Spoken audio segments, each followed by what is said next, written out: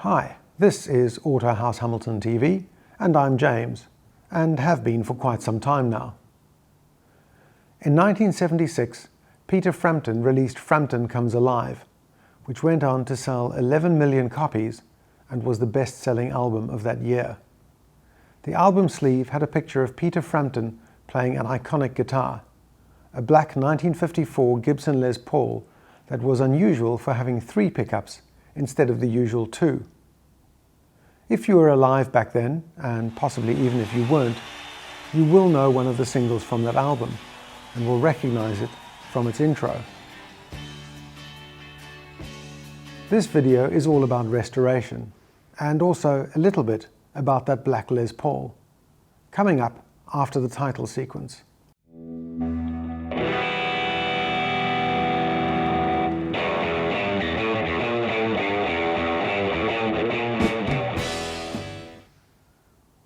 Restoration is a tricky thing. More correctly, it's a whole succession of tricky things. A restoration project asks a bunch of questions, but they all come down to the same thing.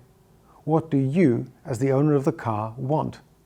As the owner, it's your car, it's your call. It's an expensive exercise, so do whatever you want. That's what paying the piper gets you. You get to call the tune. But what tune do you want?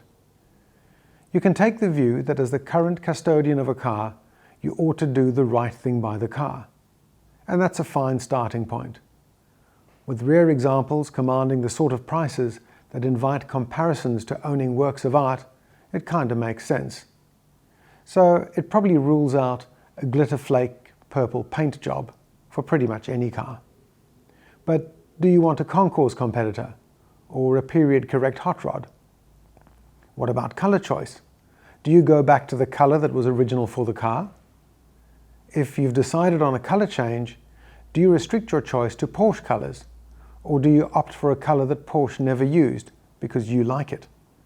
And if you decide to stay with Porsche colors, what if you really fancy a Porsche color that just wasn't available in the year your car was built?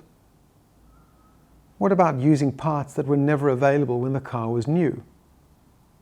The classic 911 was an exercise in continuous improvement, which means that parts from later cars can often be bolted straight onto earlier cars. But should they? Adjustable spring plates make suspension setup a lot easier to carry out, and were introduced around 1978. If you are restoring a car that didn't have adjustable spring plates when new, do you add them now as a sympathetic improvement, or do you forego them because they aren't correct for the car? If originality is important to you, bear in mind a car is only original once.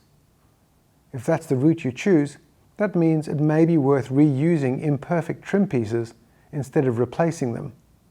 For clarity, by imperfect I mean exactly that. For instance, chrome that may have blemishes if you look up close, and not chrome that looks like it's been stored in a salt barrel for the last 15 years. You may then choose to end up with a car that doesn't actually look like a new car when you're done. The aim here is to have a car that is functionally as close to perfect as your budget allows, but that retains something of its patina. And if you're wondering what patina is like wear and tear, only on Instagram.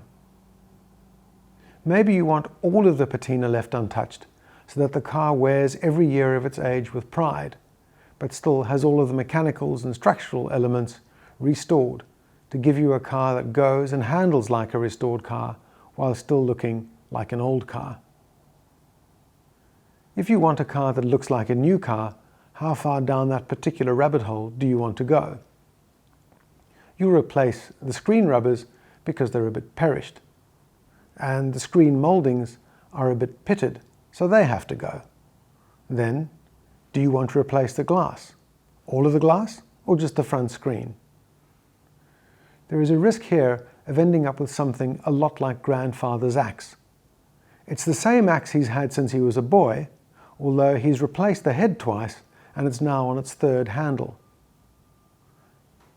Depending on what you're starting with, a resto mod may be what you want. If you opt for something of a resto mod, again, what do you want to achieve?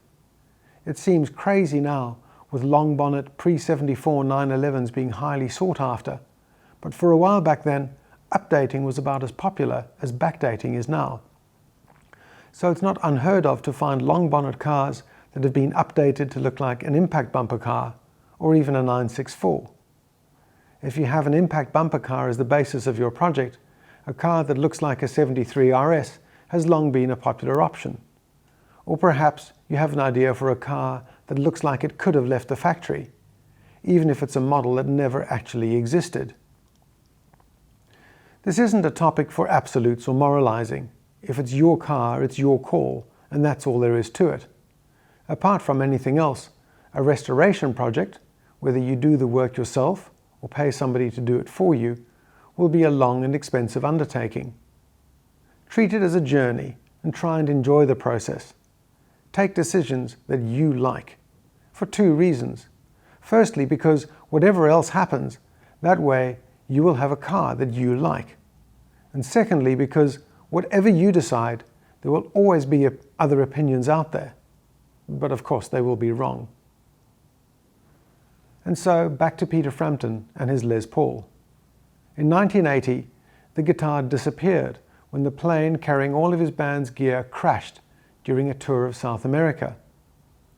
Eventually, he got the guitar back some 30 years later.